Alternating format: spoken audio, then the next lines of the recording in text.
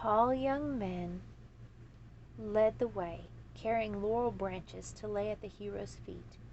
Pretty girls wore wreaths of flowers and made music on tambourines. The children came dancing, laughing, and singing with a crown of flowers for Una.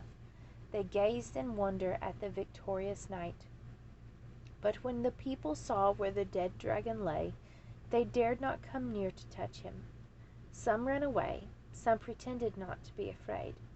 One said the dragon might still be alive. One said he saw fire in the eyes. Another said the eyes were moving. When a foolish child ran forward to touch the dragon's claws, his mother scolded. "How can I tell?" she said. "Those claws might scratch my son, or tear his tender hand." At last some of the bolder men began to measure the dragon to prove how many acres his body covered. The old king embraced and kissed his daughter. He gave gifts of gold and ivory and 1,000 thanks to the dragon slayer. But the knight told the king never to forget the poor people, and gave the rich gifts to them. Then back to the palace all the people went, still singing, to feast and hear the story of the knight's adventures with Una. When the tale ended, the king said, "Never did living man sail through such a sea of deadly dangers. Since you are now safely come to shore, stay here and live happily ever after. You have earned your rest."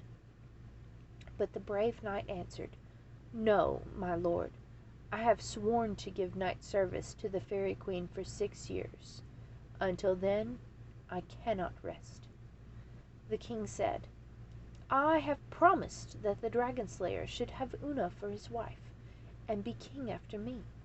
If you love each other, my daughter is yours now.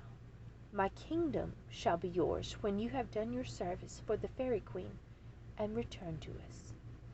Then he called Una, who came no longer wearing her black cloak and her veil, but dressed in a lily-white gown that shimmered like silver. Never had the knight seen her so beautiful. Whenever he looked at the brightness of her sunshiny face, his heart melted with pleasure. So Una and the Red Cross Knight were married and lived together joyfully.